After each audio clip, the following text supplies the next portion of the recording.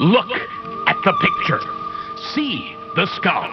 Visible Frankenstein controls. The Brain Thoughts Broadcasting Radio. The Frankenstein Earphone Radio. The latest new skull reforming to contain all Frankenstein controls. Frankenstein Control is brought to you by Tremorzol. Are you experiencing back pain, muscle aches, sudden loss of jobs in your Rust Belt Midwestern town? Ask your doctor if Tremorzol is right for you.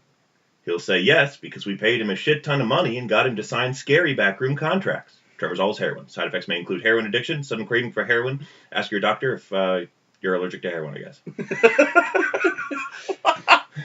That reminds me a lot of your. Are we allowed to talk about your blood burritos? No. Okay. Adam, edit this out. Okay. We can leave in the cryptic clues because no one can glean anything at all from that. You know, Beer, I've had a craving for heroin. Could it potentially be because of this new medication I'm on? Is it Tremorzol? Yes. Then yes. Okay, cool. See a dealer near you. But look in the yellow pages under heroin. Welcome to Frankenstein Control, ladies and gentlemen. We're back for our second episode. Wouldn't you believe it? I'm your host with the most on banana flavored toast, Taylor Russell. This here's my boy Adam. And I'm a banana flavored toast. Oh dear. Well then, this got awkward very fast. Quick, Brian Paris, otherwise known as B-Rye, bail us out. Name is B-Rye. I used to be a stunt double for Doug Jones on the Hellboy set, but Guillermo del Toro said my scenes were too unsettling. The fact that I didn't need as much makeup as he did probably factored into that. Yes. Who put this real life skeleton on the stage? We need actors, not skeletons. Oh my god, it talked! Get him out of here! They chase you away with the broom, and somewhere xylophone music is heard. It just emanates from you. Well, that's normal. None of you guys hear xylophone music constantly? Yeah, sometimes. Okay. A lot of times it's just oboe. Now that's fucking crazy! You fucking crazy man. Jesus Christ. Help. Here he is. The crazy man? No, Jesus Christ. Ah, yes. Here. He's always here. Mm-hmm. Oh, wait, no, that's our gardener, Jesus. I'm sorry. Or he's inside of us, like the wolves. The wolves in our house and in our roofs. So, B-Rye, what you been up to this week, man? Not much. I recently got over a horrible flu-like illness that I've now passed to everyone at work and my family. So there's that. I'm patient zero of a pandemic, and that's a fun feeling. That's pretty cool. Also had a weird dream.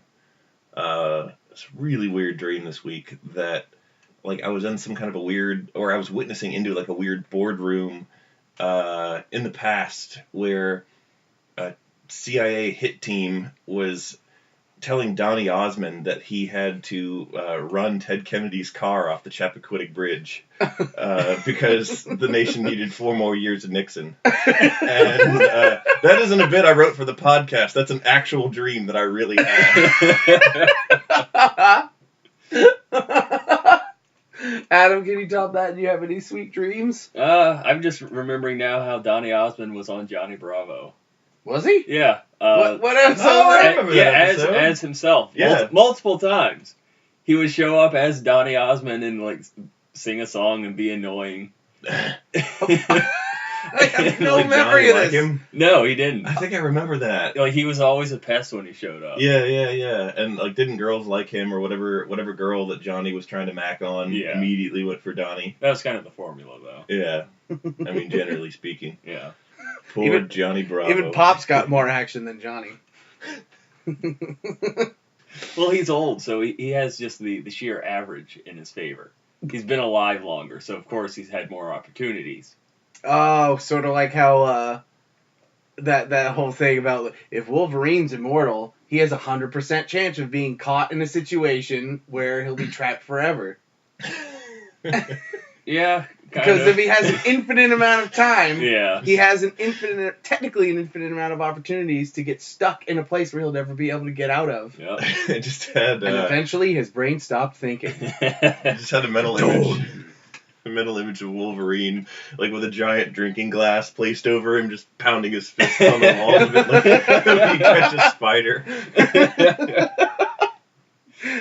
I'm sure if you go back far enough into comic book history, that has happened at some point. Probably in like the weird, Silver Age. Yeah. stupid Silver Age covers. Superman had rainbow powers. Did he? I'm pretty certain there was but like a Superman and a Batman comic, they just inexplicably involved rainbows. So like Superman could shoot rainbows from his fingertips, and there's some other. I know I've seen the like. It sounds cover. like a Jackson 5 video. Yeah. Get out of here, Superman. That's the gay agenda. This is 1955. We're not ready for that yet. I'll hit him with my gay ray. That meant happy in these times. Says the guy to like at the camera, so to speak. Mug straight to the camera. That meant happy back now. Also, cigarettes are healthy. Smoke them. Yes, kids, you gotta get into this shit, man. Women That's can't great. be conscious for childbirth. Knock them out. It's fine. Here, hon, have some ketamine. Ugh. That'll be good for the baby. Your first memories of our child will be locked securely down a K-hole. Adam, what you been up to this week, man? Going outside in the yard and just flailing around, bothering the mailman, stuff like that. Have you been chasing the mailman? No. Oh, okay. I've gotten over that, thankfully. Okay. You got some complaints. Because I don't want to use the invisible fence shot collar again. It hurt us more than it hurt you. Especially that time that I gave you the explosive collar by mistake. Oh, my face was red. And so was yours. With blood. With- And my face was red with the tomato sauce because it fell into a bowl of tomato sauce that I left in the driveway. It's funny because it's not too Oh, far off. I was going to say, I When just my want dad came over and spelled... to reiterate how fucking hysterical. I just lost it. You guys didn't see this because I just went to the grocery store and I just saw this sad, giant, green, Nickelodeon-esque, like, slime splat.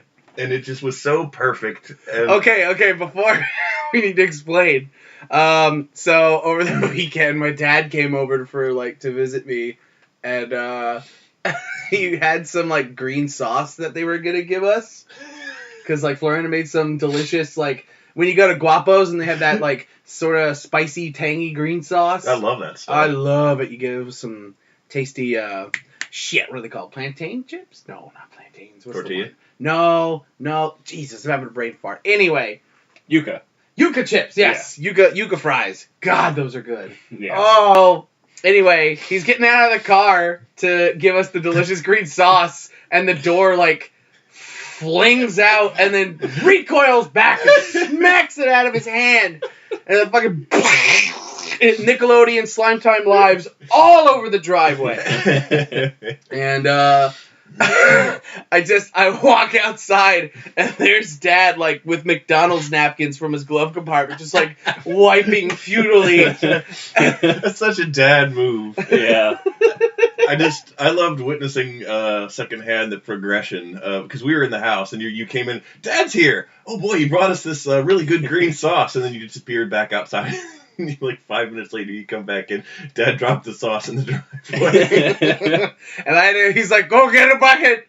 We're gonna see if there's any glass." And luckily, we got all the glass. I think either that or my tire is in for a fun little flat rude surprise. awakening. Yes, a rude with the opposite of awakening. No, because tires sleep. Oh. That's why you fill them up with air so they'll fall asleep. It's not actually air, it's just anesthetic gas. Yeah, filling them up with air is basically like a long-term CPAP machine. Mm-hmm. Just constantly is filling the tire with nose air. That you look really attractive when you're wearing it, and all the ladies want you and your hot bod. Your hot, flabby bod that made you get CPAP in the first place. This has been Taylor Russell for the advocacy of Sleep CPAP Machine. Is CPAP a brand, or is it just what they call it? That's a good question. It stands for Kapap smear. Ew. Welcome to Frankenstein Control. We're talking about pap smears. But Yeah, my mom has one. And oh, yeah? Yeah, she has... A pap smear? Oh, I hope she does. Women's health is important. But you know, she has a CPAP machine. Yeah. And I hear it going off. When I stay over at my folks' house, I'll hear a then I know Mom's going to bed. It always makes this loud ass beep. I'm glad my CPAP doesn't make that noise. Although it must not be that comfortable because every single morning I wake up and it's off of my face, just going, and like on the bed sheets and shit. It's just like, oh my god! Wow, last night could have been the night when the sleep apnea stopped my heart and killed me. Mm-hmm. And this ineffectual mask that I've spent a lot of money on wouldn't have stopped it at all. Spent a lot of money on. This is still the first fucking mask that I bought with the machine like 3 years ago. Yeah. That's probably why I'm throwing it off my face. It's probably bad at its job. The elastic has all gone rotten. Ew. It doesn't stretch anymore. It's just always outstretched. Well, I think that's not even like, when you said that, I imagine like it was all moldy and like decomposed, like it has a skeleton. There are plastic buzzards just gnawing at it.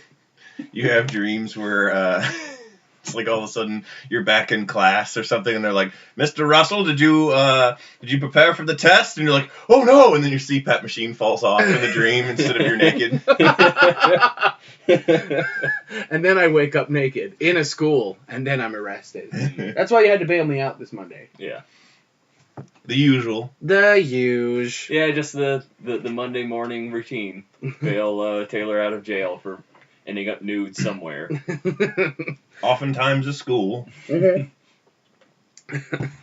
Well, it's because the nightmares are happening there. I gotta feel it's like it's like those VR fun houses that they were like making videos about a few months back. Where like, good, it's the new experience in VR doopy doop, and like there's these dope heads in VR goggles, and they're running around basically Oh, those weird treadmill things? No, they're like at an ultra zone. You know, like a fucking laser tag arena. Yeah. Well, no, not trampolines, but like, you know, there's like cheaply built wooden columns and boxes and ramps and shit like that. And then it shows like, and here's what they're seeing. Whoa! And then like, goofy, like, yeah, basically just like, look, they're in space and they got laser guns. Whoa! And then like, this one guy goes over to a corner and like an alien pops out and goes, ah, and like breathes alien breath on him, and then it shows him in real life and there's like just a jet of air just going in his face, and it's like, my god, the fun I can have. Now I can have aliens breathe on me. And the magic will live. Did you ever Virtual Boy 5. What? You ever get on that fucking terrifying Disney ride? I was gonna bring that up too. Yeah. Oh! They replaced it with like Stitches. Stop Adventure. hitting the mic! Yeah, it's a Lilo and Stitch thing now. And But nothing it used breathes to on be- you or slaughters anyone and sprays Yeah. their blood on you. Yeah, that was an actual thing. Yes, that was. I remember that. Traumatized me as a child. Me too. I went in there when I I was liked like it. fucking 5. I Mom's tried like, to- you sure you want to go in here? I'm like, that's fine. I'm brave. I'm not. No, that was the thing. I didn't want to do this. At Oh! all. Like my the whole family had to do it together, and then my dad Had to? What is Yes. this, some sort of cult? Yes. Did you grow up in cult land? Yes. Puppet life is very weird. That puppet thug life. But of course, my dad found it hilarious, so he was just laughing the whole time at me being terrified of Of course. the air jet and the water It's spray. a dad's job to terrify his ilk. Yep. His To laugh at things that genuinely terrify and scar you. Just He's to, like, to let you ha! to let you know that not only does he not sympathize with the bad emotions you're going through, but he's actively mocking you for them. Mental scar tissues are strong. That's gonna leave a mark on his mind. Mind mark. I was like 11 when we did it, and then I was kind of scared, but I liked it, and I tried to remember what the alien looked like in the brief segment where it shows you. Mm-hmm. So I Like could when he's draw in it the later. tube in the middle. Yeah. I just remember a demon. Yeah, he kind of looked like a demon. He had bat wings. Yeah, like horned and winged. Yeah, and I thought that was rad as hell. I didn't even have an excuse. I already knew what a xenomorph looked like. I don't think it was Because like, it wasn't a tie-in. One of my friends had a toy. It wasn't a tie-in with aliens. You it was sure it wasn't? Yes, Pretty positive. sure. It was. Oh my god, no, I'm the one completely- having childish fever dreams. Because isn't Aliens like Universal or something? I know it's not Disney. Oh, No, fuck. it's Universal because Aliens are universal. They're just a xenomorph is in each of us. Yes, aliens are the universe. Just waiting to pop out. Aliens and the Mummy. Never forget about the Mummy. Oh my gosh. Okay, I'm gonna make a plug real quick to a person I don't even know. So you guys in the audience have to you guys gotta fucking look for it. Buzz marketing. There's this trailer that came out for The Mummy where they took out half the sound. No, they didn't take it out. It was accidentally released like that. I don't know if that's true or not. It seems kind of It's hysterical. how would they know? I mean, it was probably just on the like they put it on the YouTube and they just put the wrong file on. Oh. And before they could take it down, someone's like, "This is hilarious, and I'm going to save it."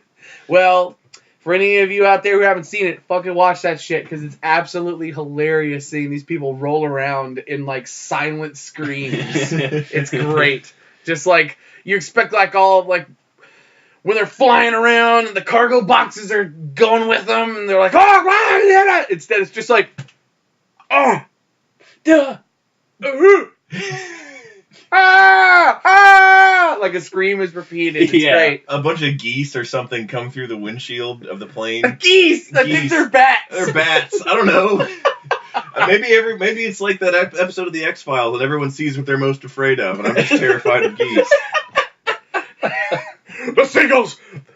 Francine, this time they could drive. Don't let it touch me with its feet. If there's any animal that makes sense to be afraid of, it would be geese. I've Because seen them attack my father. Yeah, they. I'm not kidding. I didn't make that up. That happened. My father died in a rabid goose attack. Dad had just taken me to see the Pokemon movie 2000, and we were coming out into the parking lot, and an inner city goose robbed us and stabbed my dad with a switchblade. That did not. He was telling you to hand over your. He said your money or your life, but it was in goosey, so it was just.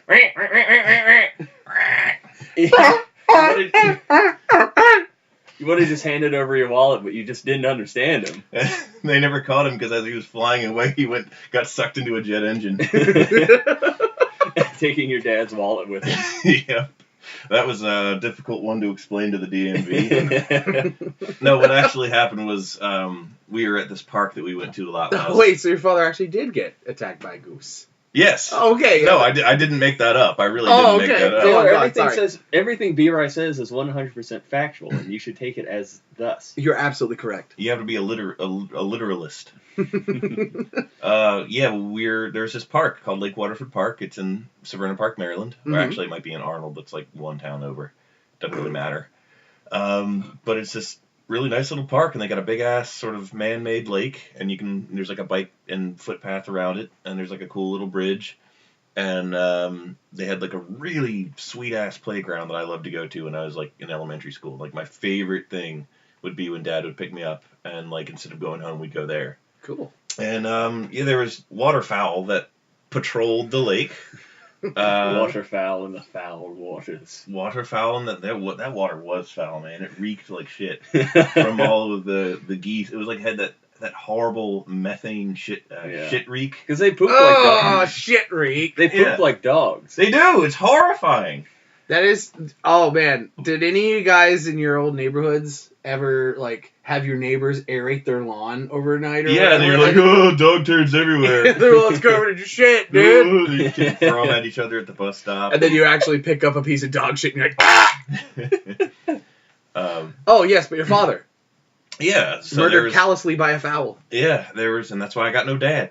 A victim of foul play. No, he might listen to this, and he'll know what's coming, but I was like 7 or 8, and we were walking around, and there was this big-ass, mean male goose that just was like trying to fight everyone who got near it, and like Dad was standing next to me, and I saw it coming at us. It had just finished chasing another family off, and then it turned its attention towards us, and it came at us. And Dad pointed with his goosey finger. Yep, and then Dad, I was like, kind of like, whoa, this is a weird animal, and it's making me uneasy. You know, it's actually roughly the size of me because I'm 8 and 3 feet tall, and it's coming at me, and so I'm like nervously backing up, and Dad's like, Brian, what's wrong? Ah! And it comes up behind him, and it bites him like right on the lower leg. But to a kid, it looked straight like it bit him on the ass. And I found that hilarious. And it was just a total like Homer Simpson moment. Through no fault of my dad. Yeah. It was just funny. And he got bit on the ass by a goose while we were at the park. And I think he was like, "Ow, bastard, get away!" And like kicks at it or whatever. And, it went honking away. We didn't hurt it or anything. It just hurt his pride a little. A douchebag goose that bit my dad one time. And that's what happened. That's the story that took 12 minutes to tell. Well, we had that bit about the poop fight. Yeah, the poop fight. And then like, your dad has it done to your lawn, and everyone at the bus stop is making fun of you. Yeah, you got the doo-doo lawn. And you're like, oh, man, it sucks. What is that for, anyway? Home ownership. Yes. I don't know. Mitchell, you can. Yeah, I just want to fill my yard with turd-looking objects. You have so much money, you're not really sure how to spend it. So, like, throw a whole bunch of turds on my lawn. just fuck my shit up, fam. Just turd me up, fam. Have you guys ever seen what an aerator looks like? No. It's like a huge steamroller covered in spikes. Cool. Yeah, I've seen that. It's awesome. It looks like something fucking McLeach is gonna show up and just Joanna. Let's not start that again. Oh, yeah, that's right. We had a bit of a fest on that last week, didn't we? After we cut the mic off, we just kind of proceeded to quote Rescuers Down Under for like 15 more minutes to no productive or comedic end. We just did it. Just reciting the first 15 minutes of the movie verbatim. Mm-hmm. We're in our late 20s, and this happened in our childhood. The first 15 minutes of the movie is the fucking goofy ass 8-minute long charge through a field of Australian flowers. Oh fuck yeah! I remember that. Oh, that was awesome. I might be wrong, but I'm decently confident that that was Pixar's first job with Disney. Was to do the field in the Field of Flowers in that movie. Okay. And thinking of the technology at the time, it probably took them, 8 years to render that. Yeah. Probably, I would say. Of let's render this in my Apple 20-hour days. But yeah, that was back when they had computer-assisted shading too. That's why everything after The Little Mermaid looks crazy good even now on the Blu-ray releases and stuff, because they had to release the resolution so fucking high. I think it's above high def, and that's why it looks so good on the Blu-rays. Yeah. So it had to play on film. Mm-hmm. Had to be on big screen. Yep. And then they had the like I said, the computer assisted shadowing, where that's why all the shadowing looks so gradienty and looks so smooth and good, is because that's just straight up CG pretty much on that shit. It's interesting stuff. But anyway, enough about buying boring shit. This is a comedy podcast. Adam, throw a pie! Hold on. Why isn't it hitting the ground, Adam? This must be the anti-gravity pies. Didn't mean to order these again. Sorry for this repeated slip-up. God, damn it. You know what happens when we eat those? No, the neighbor's dog! He's eating all the poop in his yard. Oh, it's just aerated. It's fine. It's all good. Oh, now he's just eating dirt. Dogs can eat dirt. Dogs can eat almost fucking anything, unless it's, things chocolate, that make sense. Onions. Chocolate, onions, and tomatoes. Yeah. Xylitol. Xylitol. It sounds like the curse a Greek god would bestow on somebody. What, xylitol? Or no, just like a power that a Greek god would give you. Like, you can eat and digest almost anything in the world, but if you have one thing that actually tastes really good, it kills you. Oh, yeah. Instead of the Midas touch, it's the McGruff touch. I mean, don't you remember that's how the myth of Hercules died? He ate chocolate and it killed him. I thought that was how he killed the lion. We fed it chocolate. Well, then he decided to try some himself. He died immediately after the lion. Bro, kill this lion. It'll probably kill me. Oh. Well, he thought it was to die for. Ah, literally.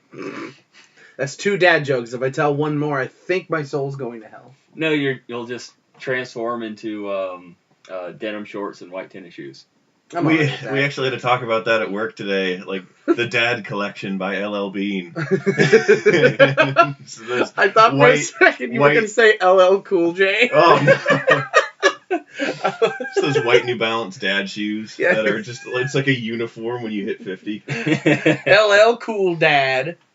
But it's not. Mm-mm. What about the part where you told the story about how Adam's mom became... was the voice actor for Pebbles Flintstone? What? Oh yeah, in the Flintstones vitamins movie. How did that coming soon to a theater near you? I forgot. Why did I say that? Do you even remember the Because you're an idiot. That's true. I think you just turned your brain off and regurgitated it out, and it was the funniest thing I'd ever heard. I think I was just playing fucking Saints Row or some shit. You were watching over my shoulder.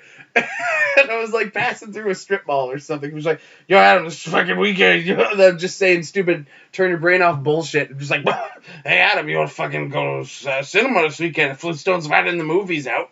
I love Flintstones vitamins. And I was always depressed that I couldn't eat more than one at once because they were basically candy. I don't know. I always thought they were chalky and horrible, and it swayed my opinion of, like... legitimate candy? Yeah, like Necco wafers and Smarties and Sweet Tarts and things like that. Necco wafers are basically chalk. Okay, that's true. Let me exclude those. Then Sweet Tarts and Smarties and those kind of, like, chalk-like candies. Well, I really like... it's Flintstones! I really like the Flintstones vitamins. I liked them too much, and I wanted to eat them recreationally just because I thought they tasted good. And then, like when they released like those gummy vitamins, and I was like, just about to say they're like supposed to be like more like candy and more palatable to kids. And I tried them. I was like, ew, get this shit out of here! Give it back my chalky, bad for my teeth, probably just ground up bone meal Flintstones vitamin. Coincidentally, chalky and bone meal were both nicknames beer I had in high school. They used to yell those at me when I got off the bus. While throwing rocks. It's a few years later and you're at a job interview for your dream job that you've worked so hard to potentially get towards, and they're asking you questions and they're like, have you ever used drugs recreationally? And you just flash back to needing your Flintstones vitamins and taking them from the pantry and eating them. Crushing a bunch up with a mortar and snorting them off. And like rubbing them on my gums. While shaking in a darkened room. But the room had a night light, so it's fine. I stole the VCR and sold it for Flintstones vitamins. Your dealer is just a caveman. Like, not a Flintstone-style caveman. A realistic one. Yeah, a realistic caveman that's just giving you vitamins and taking, like... You have to exchange your money for shells, because that's all that he actually wants. Wait, do you know what the currency in Flintstones is? It was shells. It's clams. Yeah, clams. Okay. I was wondering, like, you just did that out of happenstance. I would be like, Adam! Oh! Don't you know I'm a Flintstones trivia master? Oh, that's right. Flintstones Trivia Vitamins, the movie. Mm-hmm. He has encyclopedic knowledge of every single episode of the classic Flintstones.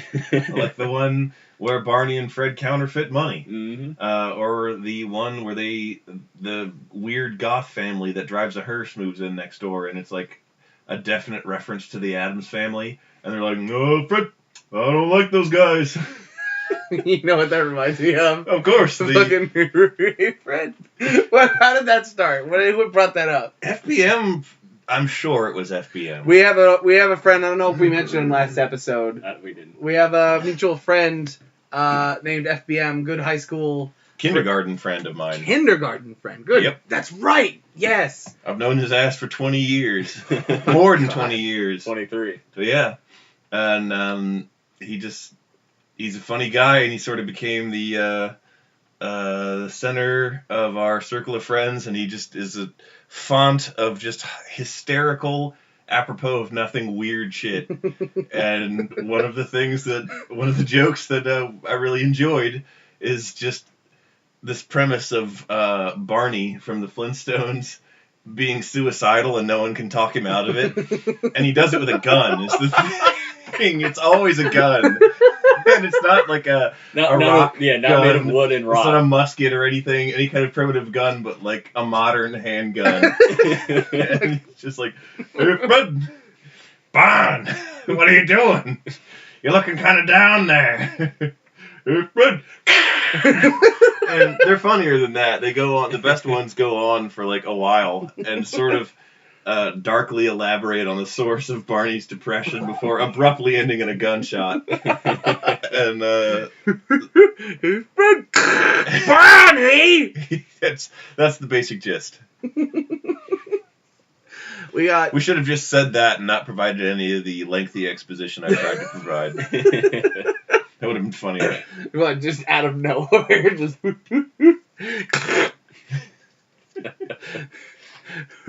You know, Fred, it's about this point in every spree you turn the gun on yourself. Mom, what are you talking about? Hey, you Fred. Wait, what was that? What he said that one time? Hey, you Fred. I'm feeling kind of weird, Fred. Barn, don't do it this time, Barn. I'm sick of cleaning up the carpet. No, Fred, I just realized something. I realized that. What was it about, like, being in, like, a Neolithic caveman, but somehow surrounded by, like, creatures that... God damn it, I'm fucking this up. We're surrounded by servile reptiles that that take the place of modern-day conveniences like automobiles and electronics and appliances. Barn, what are you talking about? That makes no sense, Barn. He said to the dead body. Hey there, Fred. The concept of brain chemistry won't be discovered for another 6,000 years, but I think I know what's wrong with me. What is it, Barn? Oh, man. And then Fred just looks directly at the camera and he's like, smoke Camel cigarettes, kid. Goes down smooth, doesn't it, Bon? Oh, right. It's just like the pooling blood face down. Oh. That'll cure a headache. That'll be the just the plot of the Flintstones Vitamins movie. It's Fred having to save Barney from his existential crisis. Yes, he's trying to create a vitamin that will basically work as an antidepressant to save Barney from killing himself repeatedly. Because somehow he comes back every time, but his sadness never ends. Yes, it's because Mr. Slate and Mr. Spacely? And Mr. Spacely formed a necromantic pact about Barnabas Rubble. They bring him back to life. More like Bartleby Rubble. What? Never mind. Go on, B.I. I said they bring him back to life with the sprockets that Mr. Jetson's factory apparently produces. Yeah, there was Spacely sprockets, and then what was his rival? Gunther's gears. I don't know. I'm a Flintstones expert. Not a that's Jetsons true. I expert. forgot. You can tell they're bad because they're German. This was in the 60s, and we still haven't gotten over World War II. Oh, God. We got into another cartoon reference loop again, didn't we? Mm-hmm. We did. We did. Who do you think we are? That is true. It tends to happen. Man, like, I'm sort of, I'm waiting on Wonderful 101 to come in the mail because I found a good deal on it and I ordered it. And I'm like, It's times like these that I wish the latest Kingdom Hearts actually had lots of content in it. Like, don't get me wrong, I enjoyed what I had. I enjoyed the hour-long movie where, like, 2 questions got answered and 8 questions arose. I enjoyed the Dream Drop Distance because I'd never played it before. Not as much as any of the other Kingdom Hearts is, but it was an okay game. And then I enjoyed the 2.5-hour Kingdom Hearts 3 demo with the plasticky, horrible Disney characters that they have in there now. Like, what the fuck were they thinking? It's like, the more I've been able to ruminate on this for a few days, the Disney characters in that game look like hot garbage. They look really bad. Like, and I'm pretty sure I know why, because I've been thinking about it. Mm-hmm. Are you talking about Dream Drop Distance? No. They look great in that. The demo. Yes, the, what is it? Fragmentary Passage, the one where you play as Aqua. Yeah. And, sorry for anybody who hasn't played Kingdom Hearts, I'll try to make this fast. In that game, it's running on the Kingdom Hearts 3 engine, and I think I know why they made this huge graphical switch, besides just, creating spectacle to get people to buy copies. But also because, A, it makes the, Squaresofty characters look good. And B, they announced they've already confirmed a Tangled world. They've already confirmed a Big Hero 6 world. Frozen world. You know there's going to be a fucking Frozen world. You know there's going to be a fucking Frozen world. Probably going to be a Star Wars world if they can hack it. Yeah. What do all those have in common? None of them are fucking cartoons. They're all fucking CG. Nothing against those movies. I love those movies. As long as there is a lightsaber keyblade, which there fucking better be, I'd be okay with the Star Wars one. The Frozen one is going to make millions of parents nationwide commit suicide. Because they are so goddamn tired of Frozen. Yeah. It's going to be like the Little Mermaid. Oh my god. Hearts 2. Honestly, if they pull that, I personally would think that's the funniest thing on the planet. Just to ruin it, just to completely fucking... Yeah, that is exactly... Just the whole level is a shitty rhythm game of Let It Go. I wouldn't put it past them. You can have a picture of Olaf and bad. Okay, explanation time. Back in Kingdom Hearts 2, there was this shitty level, Atlantica, where I guess it replaced the equally shitty Atlantica from Kingdom Hearts 1. Where I liked that one. You swam around like an idiot and got lost. I thought it was fun. And the shark kept showing up and fucking your asshole. Do fishes have... No, they have vents. Or, fish have vents. Cloacas. No, cloacas are like birds. Birds. They're like people by birds. Okay. But, in Kingdom Hearts 2, A gross primitive life form lower hole. In Kingdom Hearts 2, they made Atlantica a rhythm game, like Elite Beat Agents or DDR. They had to push buttons to the beat of the song that they were playing. And it was a horrifying, humiliating experience. And nobody liked it. And it just brought forth the most vomitous feelings. Vomitous is an adjective now. I couldn't imagine... I couldn't help the entire time but imagine the shame of the voice actors recording it. Oh, my God. And the thing is that you're taken on that ride with them. Could you imagine Haley Joel Osment and his small face fucking sing and swim this way? We'll dance and we'll play. And then they couldn't even get the guy who originally voiced Sebastian. So it's like, oh, look out, Ariel. It's Ursula, man.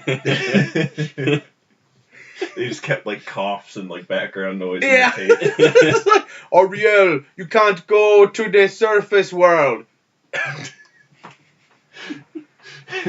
Or you just hear a producer in the background, let's try that line again with it, and then it just cuts off.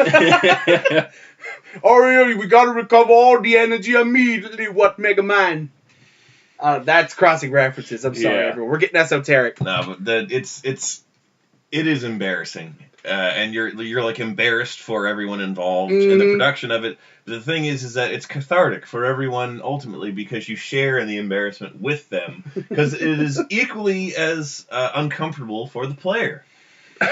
It's like watching It's Always Sunny. Yeah, just about. I used to think equally exhausting. I used to think Larry David had the what do you call it? The market. the market. He had cornered the market on just stuff that's hard to watch because it's too painful for the people involved. And I will say that I don't really get that when I watch Always Sunny, because they're like Larry David stuff is more about like an innocent, reasonable person, not like sometimes through shitty actions, but a lot of times they're just put upon and put in these really awful, awkward social situations that they can't get out of, and it's just like it's horrifying because it could happen to you. Yeah. Whereas Always Sunny, they're completely the engineers of their own misery and misfortune, so you don't feel as bad or as uncomfortable watching it happen. They did this to themselves and they deserve it. And also, like, a lot of the people who are inconvenienced or hurt by their actions are also themselves shitty people.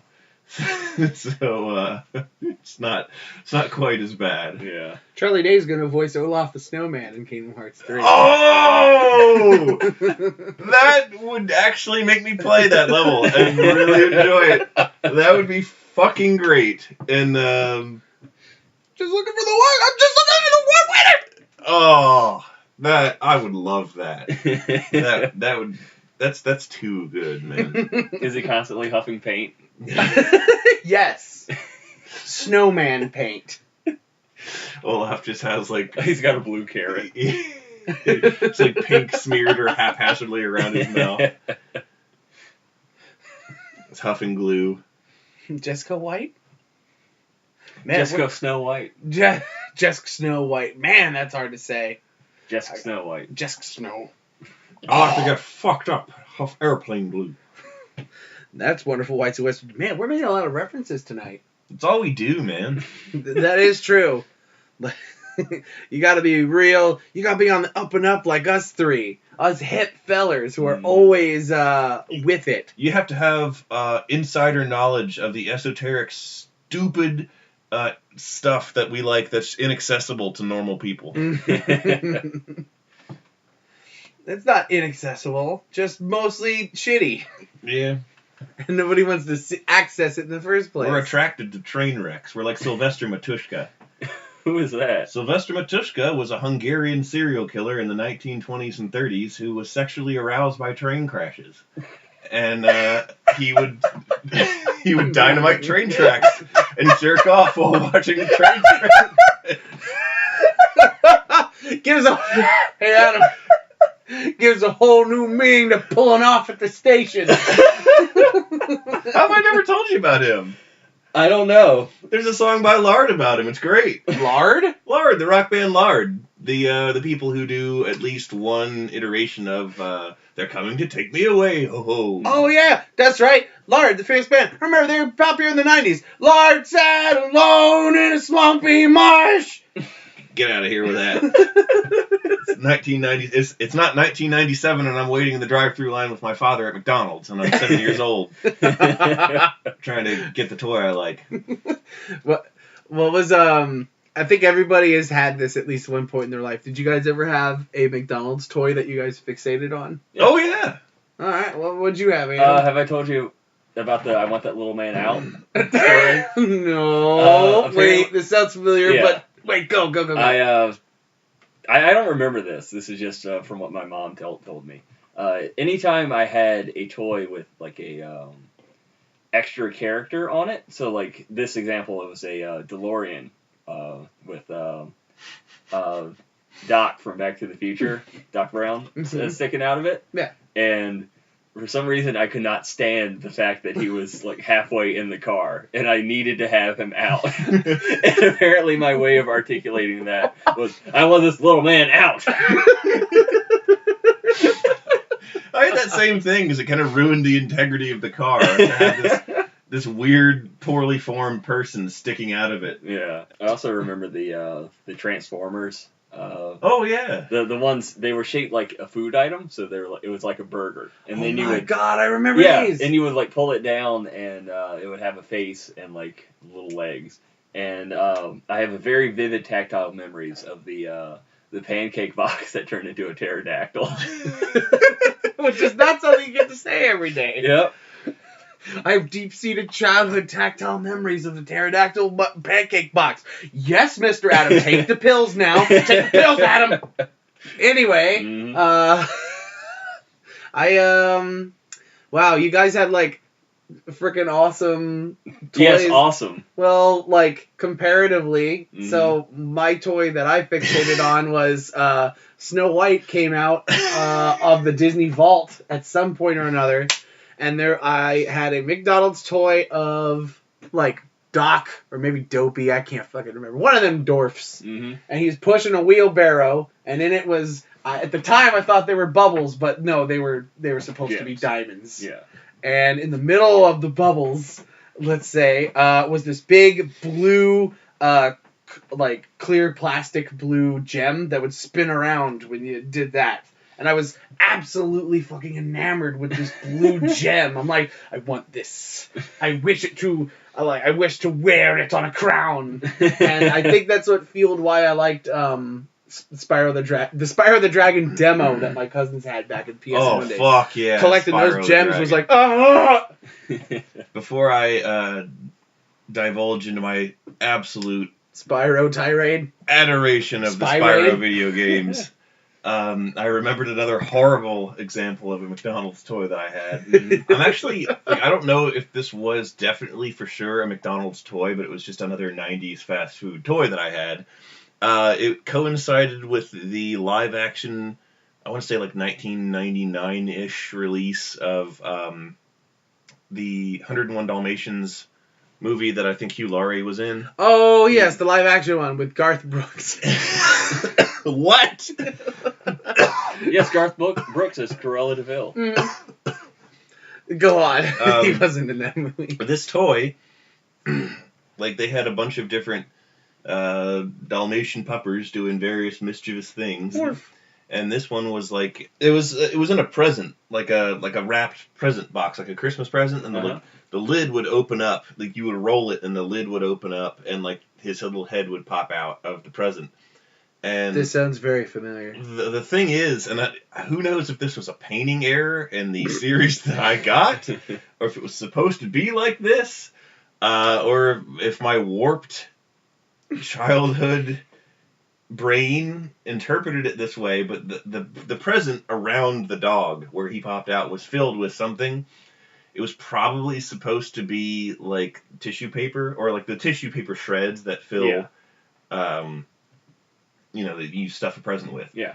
But they couldn't really accurately represent that with the medium they had of just shittily molded Chinese plastic. It was bright lime green, and it was just weird looking and bubbly, and I interpreted it as vomit. And the toy really disturbed me for that reason. It was just this cute little cartoon dog that popped out of a present box filled with barf. And it really just made me feel nauseous to play with it, to look at it, to remember that it was in my room, and I just didn't know what to do with it. Happy birthday, Mr. President. Oh. You know what? I bet JFK vomited at a couple of his birthday parties. He vomited on a couple of his birthday parties. Don't ask how. But, yeah, Spyro the Dragon was fucking great. The end of episode. That's it. Now even you know I am a menace. I hand you the secrets to save the entire human race and the entire universe.